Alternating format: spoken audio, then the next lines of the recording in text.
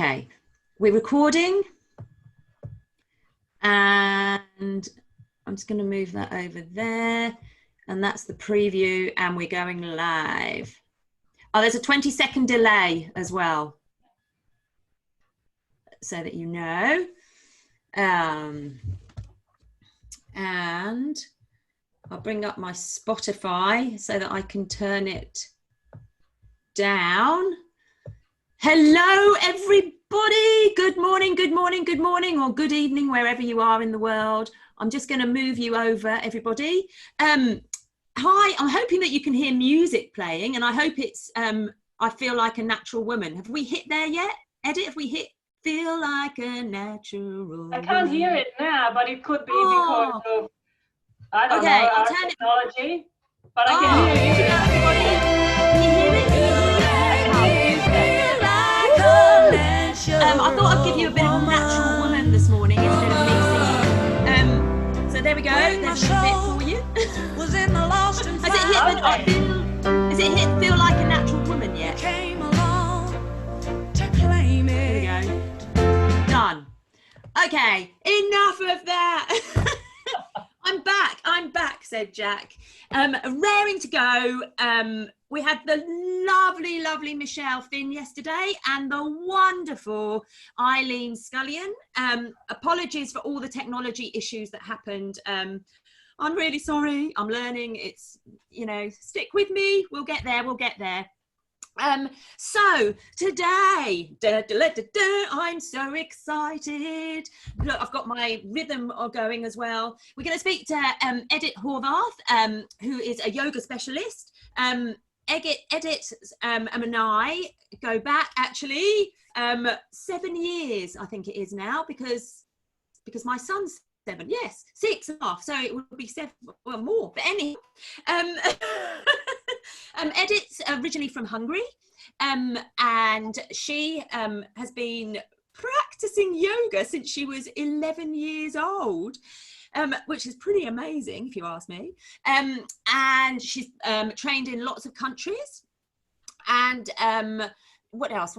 Oh, she's just amazing, because I have experienced how amazing she is, let me tell you. So without further ado, let's say hello, a very warm welcome to Edith. Hello, good morning. Good morning.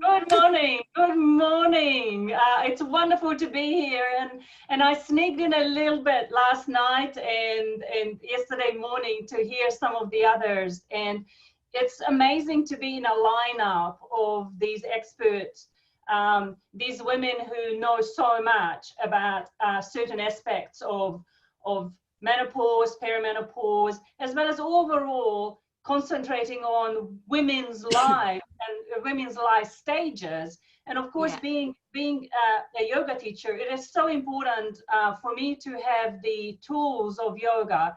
And having done, as you said, Jeanette, yoga sort of from early years, and going through the different stages and lifestyles of being a woman, I can really see how yoga and certain practices of yoga can be essential and very useful for us, especially these times of weird and wonderful changes, and not just individual sort of changes of going into perimenopause or menopause, but what's going on in the world that adds the extra stress and pressure on us, which of course not helpful when you are in menopause or perimenopause with all those horrible symptoms.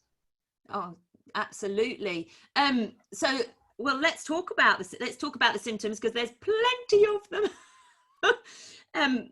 You know, what do you think? Tell me. Well, what I find that a lot of women who enter in that perimenopausal stage get the mood swings when they feel up and down. Some of them start to have hot flushes, and what's interesting, or flashes, you know, depends on which part of the world you are. I remember when I got into that first perimenopausal phase, and I was in a very hot country at the time, and I thought, this is really hot here, I need more of the aircon on. So I totally ignored the fact that this could be a perimenopausal symptom. So some of us totally ignorant of the fact that actually this could be a beginning of that time of our lives where we have, you know, the hot flushes, the night sweats, you know, when you wake up in the middle of the night, drenched or just feeling really, really hot. And of course, some of the aches and pains, sort of the joints feel a little bit funny, maybe a little bit more tired around sort of certain parts of the body without any real sort of reason of why. And of course, it affects our relationship, potentially our sexual lives, and the libido could sort of go a little bit lower or disappear. So I thought these are the main ones: fatigue, headaches, insomnia. Those all sort of, you know, get mixed up in this. But these are the symptoms what a lot of women talk about, and I offer yoga and certain types of practices in yoga to help to alleviate these symptoms. Yeah. So there are so many different types of yoga, as we know, and you're going to talk about. But I, you know, as I said before, I've been lucky enough to have participated in your prenatal yoga classes, which I absolutely loved. Honestly, it was my highlight every week. Oh, I'm going to go and see Edit and do some yoga. But I have to say, and I've told everybody before that before I came and did that, every time I did yoga, I just spent the whole time laughing, because I would think, this is the funniest thing. I'm in the most bizarre position. What am I doing? And just laugh the whole way through it. And I think the teachers were always like, get her out. I mean, will you be serious? And then again, I think I was a bit naughty in your class, wasn't I? With I can't remember. That's good. But we were like, anyhow. So right. I'm really pleased you mentioned the class when you were pregnant, because different stages of women's lives, we need different style and different type of yoga. So when we are pregnant, our bellies are growing, we are growing a new person. We need to have different style of yoga. More open, you know, allowing the joints to open up. Of course, at the end, you know, when you have your baby, again, we need to change our yoga practice to make sure that you take care of your body, you nurture your body after, you know, carrying a baby and then taking care of a baby. And that's the same thing in perimenopause and menopause. Of course, and we talked about the symptoms of perimenopause and menopause, you know, the hot flushes, the tiredness, the night sweats. These are things we need to take a really careful look at, because if you do certain types of yoga, for example, hot yoga or power yoga, where you build a vinyasa, you know, a strong vinyasa flow type of yoga, nothing wrong with them. But when you have a lot of excessive heat in the body because of the flushes, etc., and even the mood swings, when you have that anger rising, that's extra energy in the body. We don't want to add more to that energy. We want to calm it. We want to slow it. So during this time, when people are sort of perimenopausal or menopausal, it's much better to do more yin, slow, relaxing style of yoga, add more meditative movement, or even take some of the movement out so you are calm. Maybe utilizing some of the yoga breathing, again, to relax the body, to calm, to silence some of the craziness, both mentally as well as physically. So it's always better to listen to the body and think, okay, what would feel good for my body, how to move, what to do. So anything which is heat building and generating might not be the best ongoing practice. I'm not saying, you know, don't go at all to your power yoga class because that feels good and you feel really good after that. But balance it out with other practices to ensure that your body is calmer, your mind slows down. You can silence all that monkey mind of thinking about this at the same time. So maybe just change a little bit around the edges of your yoga practice, and not just yoga practice, because, you know, just because I'm a yoga teacher, it doesn't mean that all you have to do is yoga. You know, you might really enjoy running, but maybe do a little bit of power walking at times, not crazy sprinting. Again, just to take care of your body, just to slow it down a little bit. Yeah. I love the way that you're saying about the mind as well, just because of what I do. But it's so right. That mind is so talking, everything's whizzing round. You know, I find it very hard. Well, I found it very hard when I was doing yoga to try and get my mind to just, because you do have to focus. So that's why it is great. And it's got that meditation factor about it.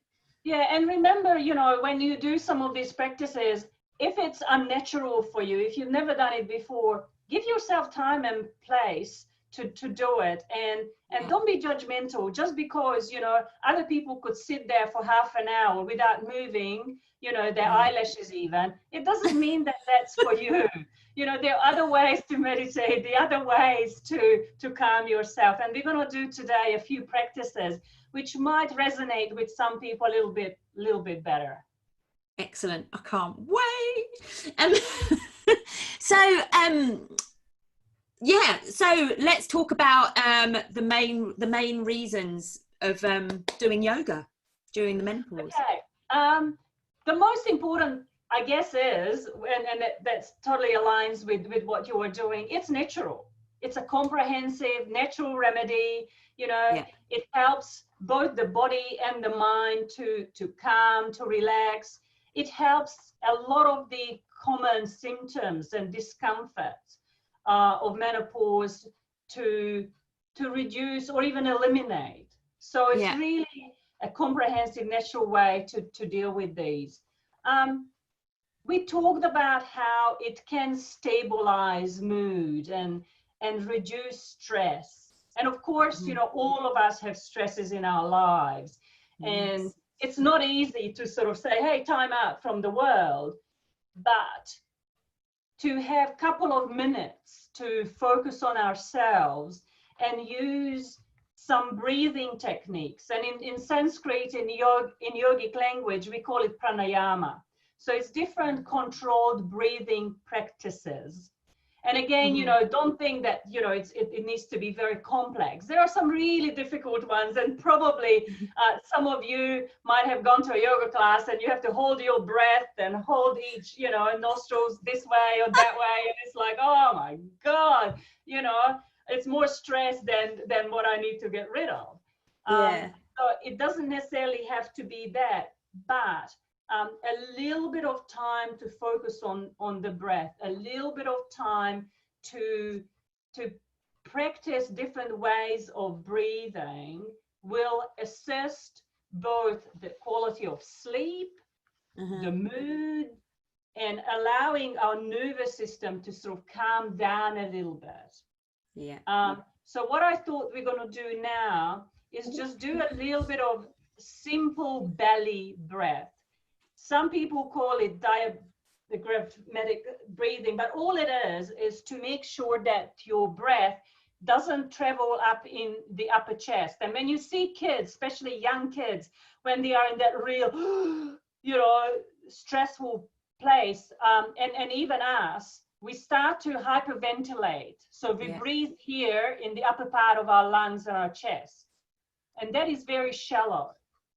So we need to turn it around and breathe into our tummies to ensure that our brain and our whole nervous system is fooled that we are calm. And the more we do this, and we're going to do this now just for a minute or two to get the idea of what it feels like. So So sit comfortably. All of the little exercises we're going to do is seated, so you don't have to have a yoga mat. You don't have to, put on stretchy clothes or anything like that. Oh. So, I'm sorry. You can. I've got dressed for the occasion. No, sorry. All right. So put your hands on your tummy and the feet on the ground. So try not to cross your ankles or knees, and allow the shoulders to drop down. If you're not sure how to do that, first bring the shoulders to the ears and then slowly release them down, push them down, and then lean back on the chair, relax your body. If you want, you may want to close your eyes or lower the gaze. I'm not going to run away. I'm not going to make faces. I'm just going to sit here and talk you through what to do.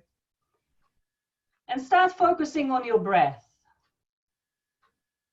Breathe through the nose. Slowly in. Slowly out. And as you breathe, notice whether your hands are moving or not. At this stage, don't control it, just observe.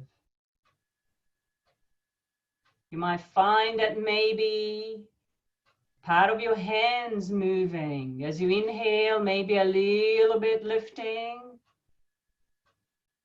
And maybe falling, softening as you exhale.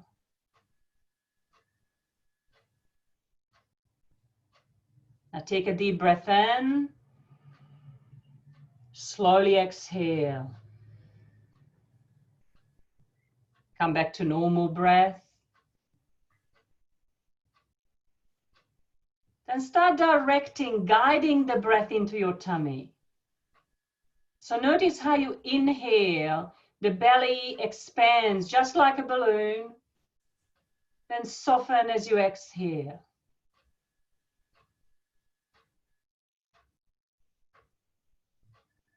Keep breathing. You might want to deepen the breath into your tummy. Really feel how your tummy is pushing against your hands, and then allow it to soften, to relax. Do this a few more times.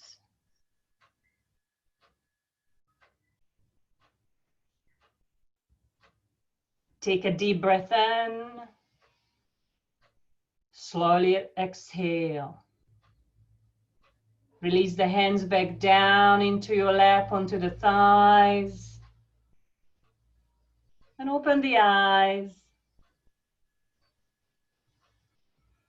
So this is what we call simple belly breath. This allows the nervous system to calm down. So there was nothing difficult about it. Some of us find it at the beginning a little bit challenging to breathe into the tummy and expand the belly and then softening. But you could do this at the traffic light when you're waiting for the red to turn to green. And just to do maybe 30, 45 seconds of this belly breath. And that allows the whole nervous system, the whole body to calm down a little bit. You could do this any time of the day. You could do this. Nobody could see this. So you could concentrate on this type of breathing, this type of calming yogic practice, which will help you both with mood swings, with fatigue, because when we take deeper breaths, we have more oxygen flowing in the body. Yeah. When we have more oxygen in the body, we have more energy. Exactly. So it can help in a lot of different ways, but again, it's simple. So how was that for you? Oh, I'm just in la la land at the moment. So lovely. I was actually like, do I have to open my eyes now? Of course I do, because I want to finish this, but oh, that was fantastic. Yeah, and it is so simple. It really is, because all we're doing is focusing on our breathing, and that's it. Yeah. And as you said, people don't need to know that you're doing it, because if you've got your eyes open, then who knows? Nobody. Exactly. It's great. Exactly. Sorry. And you're doing yoga. Yeah, amazing. Wonderful. So really, some of these techniques are simple, straightforward, very useful. You could practice it several times a day. So it's not something which, you know, again, you have to put hours aside, you have to travel to a yoga studio, things like that. Again, I'm not against that. Go and find a really good yoga teacher, find something. But these are small little practices which will help you with the mood swings, overall mood, how to manage. So when you feel that mood coming on, just do a little bit of deep breath in your belly, and that will calm you down. It will help with stress. Another technique is your shavasana or corpse pose or relaxation. Of course, you cannot do that at the traffic light. Please don't do that. But before you would go to sleep, you know, have maybe 5 or 10 minutes of lying down and relaxation. Some of us are much better with some guided meditation or with some visualization. And again, you could find different apps for that on your phone or on YouTube. But what I thought I'm going to do here and now is just do a really short body scan relaxation, which is a type of visualization, how we could relax our bodies. And again, we could do this through the day. It takes a little bit longer than the breathing, but you could do this in the evening or anytime you have a little bit more time than have just the breathing techniques to allow the whole of the body to relax, and especially your muscles, your joints, to take cues from your brain, how to release some of the tension we build up. Because a lot of us carry a lot of tension on our shoulders, and a lot of us do this because we can't. Exactly. So is that all right if I do a little bit of this body scan visualization? Yeah, absolutely. I just have to say, it's so funny. Straight away, I'm thinking, oh my God, sit up. I need to sit up. I need to sit up. Stop slouching. But it's awareness. And the first step of making a change is be aware of where you hold tension in the body, where you hold stress. And then you can focus on the breath there. You could start physically relaxing it, sitting differently, moving slightly differently. And that is a major part of yoga, is being aware of where you are, how you do things. Yes, absolutely. Right. Yay. So, let's do this. So again, sit comfortably, lean back on the chair, hands either on the thighs resting or in your lap, making sure that your shoulders relax. And you may want to move your head a little bit to make sure that your head is right in the middle. Then close the eyes, lower the gaze. And bringing the attention to the breath. Calm the breath. Relax the breath.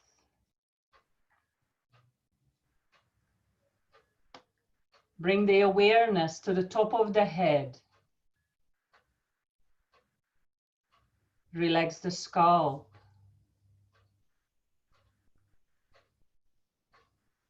Smooth the forehead. Soften the muscles around the eyes.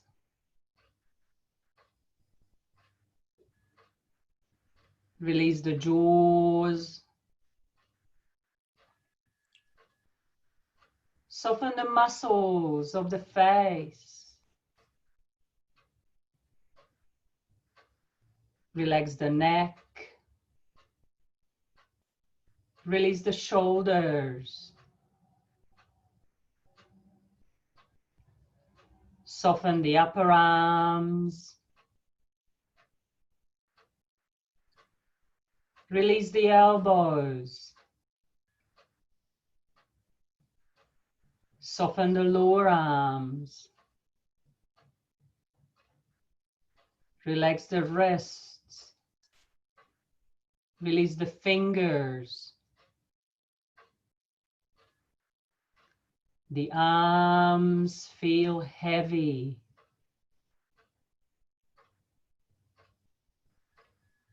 Relax the upper back. Relax the middle back. Relax the lower back. The spine is soft, relaxed. Soften the chest. Release the rib cage. Soften the tummy. Release the hips. Relax the thighs. Soften the knees.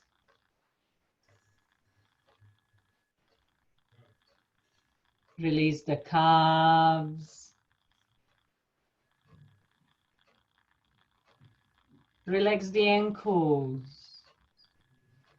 Relax the toes. The legs melt away. The whole body is resting.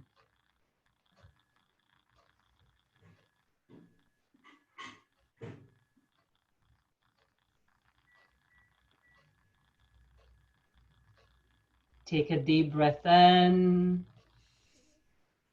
Slowly exhale. Return to normal breath. Then slowly open the eyes, coming back to this space, to this room, to this world. That was amazing. So again, this is not rocket science. No. This is simple. And the whole thing was around 3.5, 4 minutes. Of course, you could make it longer. You could take it slower. You could focus on more and different parts of the body. But this is something which really, really quickly you allow the whole system, your mind, your physical body, the different muscles to soften, to relax, to ground yourself. And that's what we need when we have those energies in our bodies, which create the hot flushes, the mood swings, all those sort of unwanted, difficult symptoms.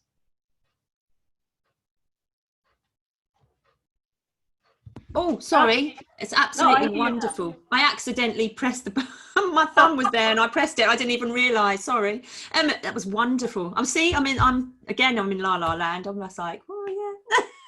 Oh, that's good. That's good. Sorry. Well, the other aspect around this is when you consistently practice some of these sort of gentle, slow yoga, it reduces blood pressure. And of course, as we go into perimenopause and menopause, high blood pressure could be an issue. So a consistent, traditionally used yoga can be a really good antidote to high blood pressure and some of those peaks of our moods, of our symptoms. So it helps, the extra oxygen flow in the body, the blood flow, and that is helpful for all these aspects. Absolutely, yeah. Would you like to just tell us a bit about some poses? Well, what I thought we'll do is, because another area where women talk about issues is their joint health. Sometimes they talk about, it's just a bit sore or a little bit stiff. So some of these things can be an issue with flexibility. And again, I'm not gonna get people to do crazy poses. You know, it's important to both strengthen joints Sorry, strike a as pose.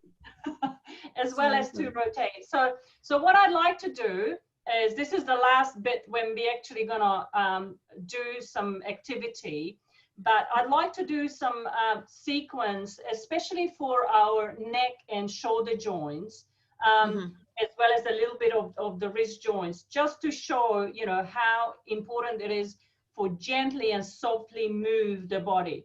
So again, just sit comfortably, make sure that you know, both sits bones are on the chair, on the floor, if you're sitting on the floor, and slowly start moving your head side to side, and just really start feeling the weight of your head.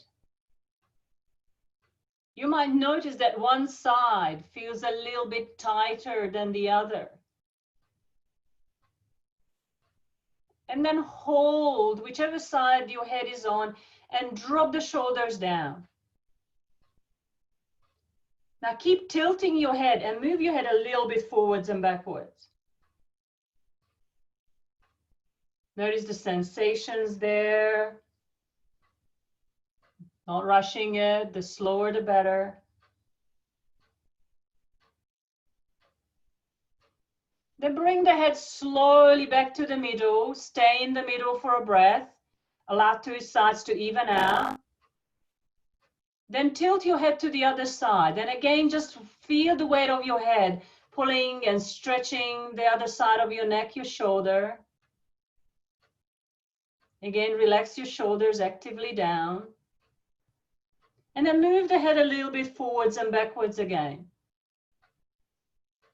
Moving slowly. Noticing the different ways the body's responding. Then with the next inhale, bring the head back to the middle. Again, settle in the middle, even out the two sides. Then start moving the head gently forwards and backwards.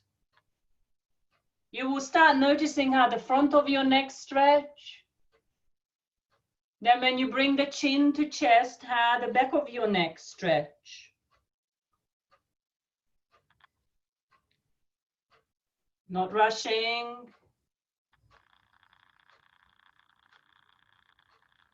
And then slowly, when you bring the chin to chest next time, hold it there. Again, drop the shoulders down a little bit more. And again, move your head a little bit side to side. You will notice the different stretch, the different sensations in your neck and even in your shoulder. Then bring the head back to the middle and slowly lift your head, bringing the chin towards the sky. And again, move the head a tiny bit left to right. It's a small movement.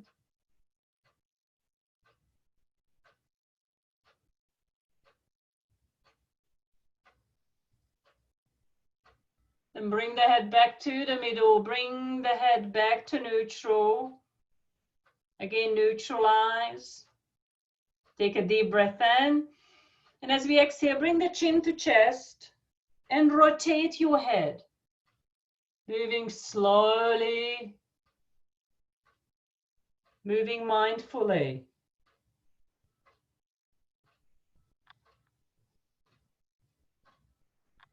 Observe every little movement you make. Then change the direction of the rotation.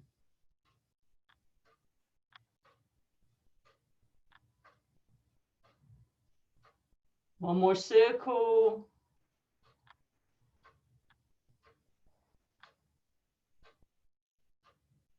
Then when you finish the next circle, bring the head back to the middle. Again, stay there for a breath. And with the next inhale, bring both shoulders to the ears.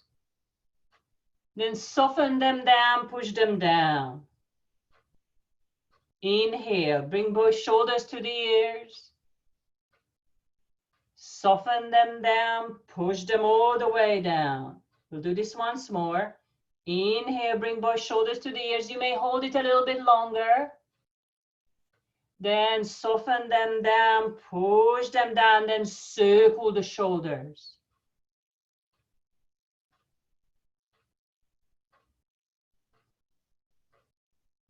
Beautiful. Change the direction of the rotation.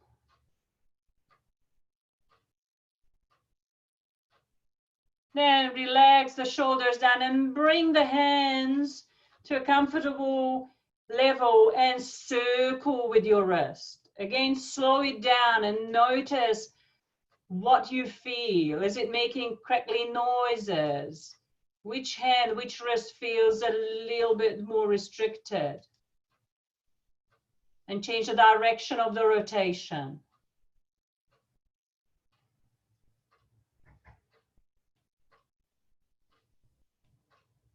Then stretch the fingers wide. And fold the thumbs in for the fingers over strong boxing hands. Then stretch them wide. And shake it out. And up and down as well. Then release the hands down. And that's the end of a little bit of the joint rotations. So when we do this, our joints get a little bit more of the body fluids moving there, more oxygen. And it's because it's gentle movement, it's not weight-bearing movement. It's like giving more love, giving a little bit of loving attention to these joints.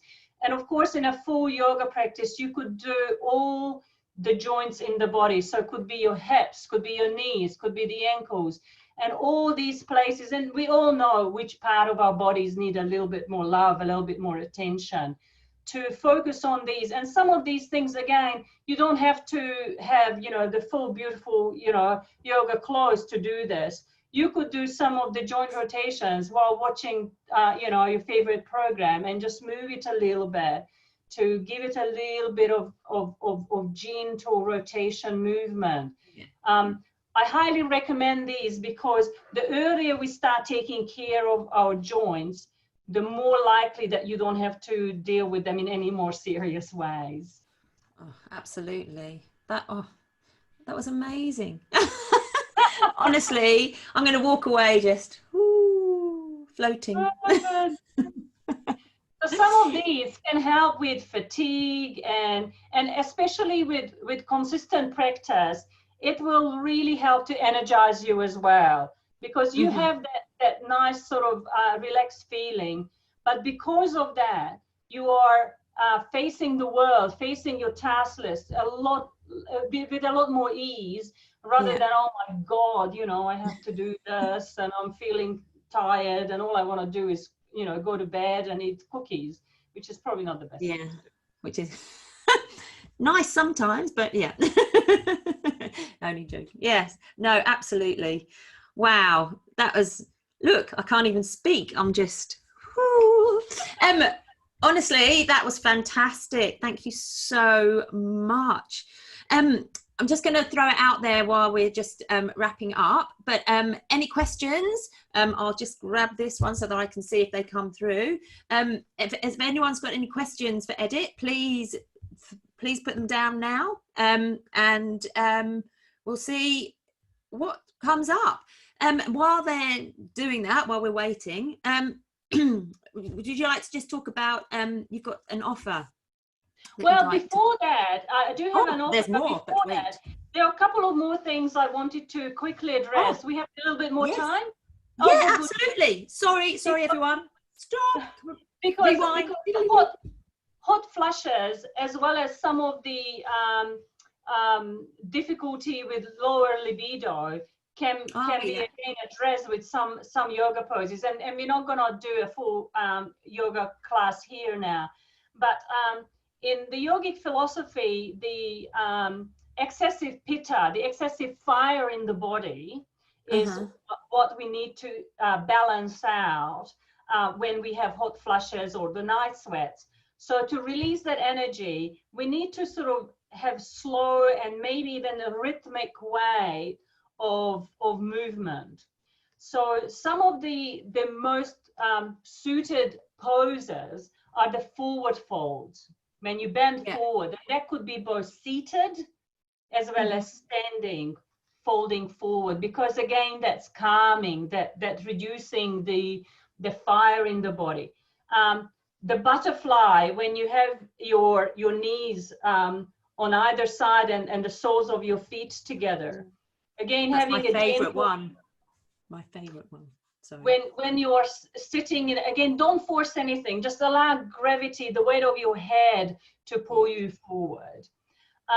Having downward facing dog, very sort of famous yoga pose. Again, careful with your wrist. If you find it difficult to hold your weight, go down onto your lower arms and hold it that way, or hold it for a shorter period of time. The triangle pose, the bridge pose, when you're lifting your hips up, lying down on your back, those are again calming poses you may want to do. Another one, which again, a very famous one, is having your legs up the wall. So having your hips against the wall, straight or slightly bent, or even just lying on the floor and putting your legs up on the top of the couch, or lifting your feet a little bit up. So the blood drains from your legs, and giving a little bit of an extra way to relax the body are wonderful and specifics for especially the heat rising, the hot flushes. So those are quite important, and I will be able to send you these lists of poses if the women are interested in that. Yeah.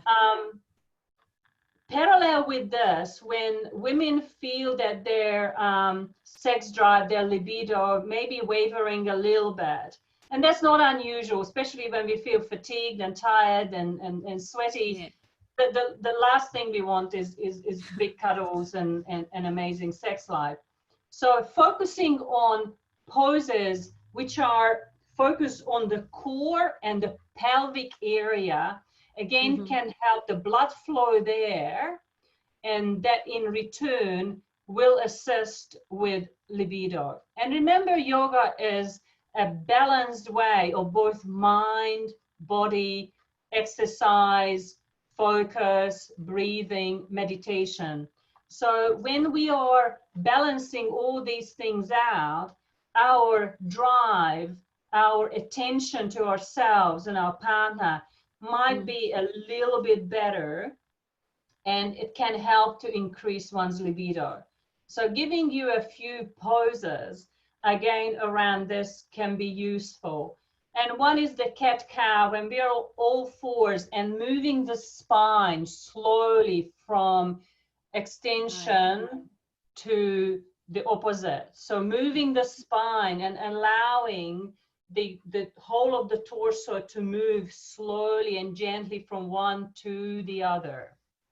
Again, bridge pose, when we are lifting the hips, lifting while lying on our backs. Happy baby pose, when you are lying on your back and holding onto your ankles and allowing the body to swing a little bit left and right. That's a lovely opening, and focusing again the opening of the pelvis and focusing on more movement around that.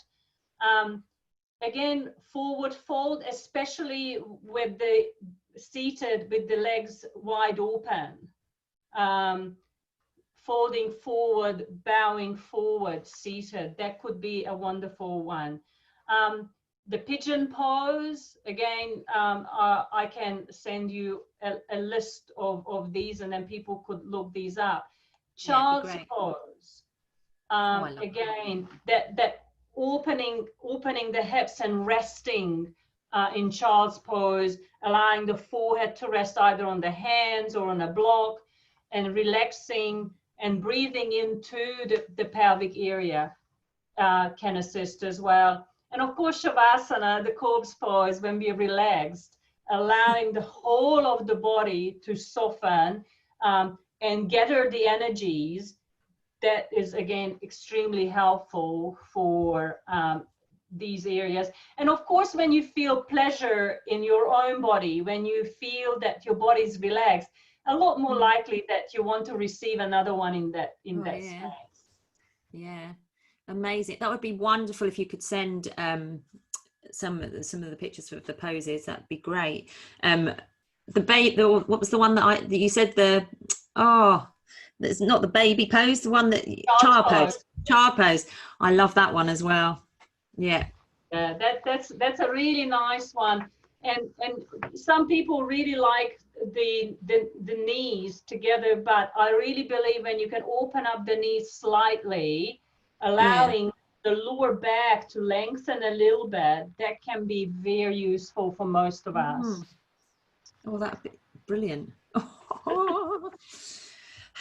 I'm going to go away and do some now.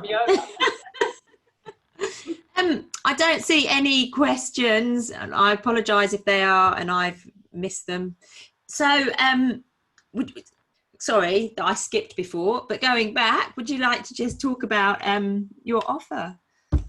Yes, I'm putting together a 6 weeks program focusing on perimenopause and menopause, and how some of these practices can be really useful for this. I'm still developing this, so it's not available just yet, but I will offer $50 off the 60 weeks program. I'm sure that you will have contact details for the women who are interested. So when I have this together, which will be a few more weeks, because we are sort of technology is one of the areas we need to sort of work through. But when we release this, all these comeback queens will have $50 off for this program. Fantastic. Technology, yep. And then you think, oh, it must be so easy to do this, and you realize, oh my God, you have to do this, and it's like, oh. Absolutely. I'm a hypnotherapist. I'm not a social media guru, computer guru, technical guru. So I apologise profusely when it comes to all of that. That's right. I need a 10-year-old to come and do it for me, really. Yeah, that's right. Oh dear. Anyhow, the other thing I was just going to say is that everything goes into the group. So the offer will go in there, everything. Any questions, please put them in the group, because Edit will go in and answer them for you. So feel free to write as many as you want, and she'll keep popping in and having a look as well. And if people want to private message me, because it's a very private sort of type of question, because some women do have quite specific symptoms which they might not want to share in the group. I'm happy to have a private message, and as long as people don't require me to write a book, I will send some ideas back for them. Excellent. I'll put all your website contact details in the group as well, so everybody's, actually I'll put everybody's in there for everybody.